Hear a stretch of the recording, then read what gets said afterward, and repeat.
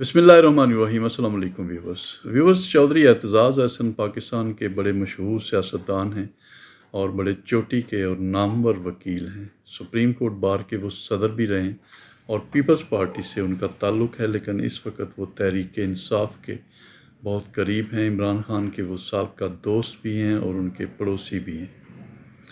नवाज़ शरीफ के ख़िलाफ़ वो बड़े सख्त स्टेटमेंट अब देते हैं। पहले उनकी बड़ी अच्छी दोस्ती थी नवाज़ शरीफ के साथ। 1988 में वो पहली बार वज़ीर दाखिला बने थे और उन पर एलिगेशन भी लगा था कि उन्होंने सिखों के जो लीडर्स हैं उनकी लिस्टें भी राजीव गांधी को दी थी। उसका वो इनकार करते हैं। ये एक ऐसा इल्ज़ाम है जिसकी कोई तस्दीक भी बाद में नहीं हुई थी। वकला तहरीक को उन्होंने अहमद ख़ान और अली अहमद कुत के साथ मुनीर मलिक साहब थे, कराची से उन्होंने लीड किया और नवाज़ शरीफ के साथ मिलकर लॉन्ग मार्च किया और बिलाखिर चीफ जस्टिस जो माज़ूल हुए थे मुशर्रफ के दौर में, वो बहाल कर दिए गए। नवाज़ शरीफ के साथ उनका बड़ा ताल्लुक़ था, बड़ी दोस्ती थी। फिर अचानक वो नवाज़ शरीफ के ख़िलाफ़ बयान देने शुरू हो गए और बड़ा सख्त रवैया होता था उनका नवाज़ शरीफ के ख़िलाफ़।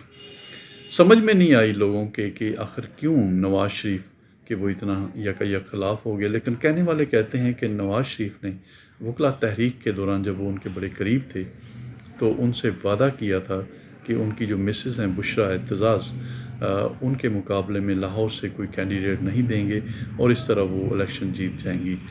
लेकिन बाद में उन्होंने वो कैंडिडेट भी दिया और एतजाज़ अहसन की मिसेस जो है वो इलेक्शन भी हार गई। उस वक़्त से लेके एतजाज़ अहसन जो हैं वो नवाज़ शरीफ के बहुत ज़्यादा ख़िलाफ़ हो गए।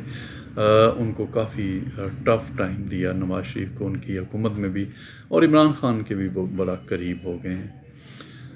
इमरान खान के बारे में वो कहते हैं कि साइफ़र केस जो उन पर बनाया है वो बिल्कुल गैर कानूनी है, उसकी कोई से नहीं और वो बिलाखिर ख़त्म हो जाएगा। वो समझते हैं कि वज़ीर आज़म का अख्तियार है कि वो ऐसा कोई भी डॉक्यूमेंट्स जो होता है वो कंसेंट के साथ उसको शो कर सकता है। लेकिन उनका ये भी ख्याल है कि उन्हें ये लहराना नहीं चाहिए था, बल्कि किसी फोरम पर डिस्कस करना चाहिए था, उनको देना चाहिए था।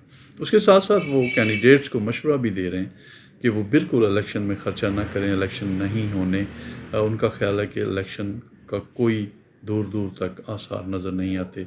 इसी तरह वो समझते हैं कि निगरान हुकूमतें जो हैं वो बिल्कुल गैर कानूनी काम कर रही हैं और उनको कोई इख्तियार नहीं कि वो कोई भी ऐसा काम करें जो उनके दायरा इख्तियार में नहीं आता। तो एतजाज़ अहसन का जो गुस्सा है वो नवाज़ शरीफ के ख़िलाफ़ बजा है और अब नवाज़ शरीफ साहब पाकिस्तान में वापस आ रहे हैं। आज वो लंदन से रवाना हो गए सऊदी अरब के लिए, वहाँ से उन्होंने दुबई आना है।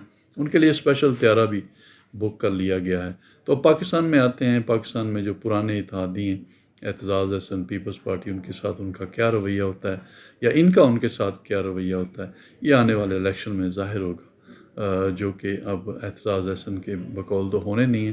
लेकिन बहरहाल इलेक्शन कमीशन ने उनकी डेट दी हुई है और जनवरी में वो समझते हैं कि इलेक्शन करवा दिए जाएंगे।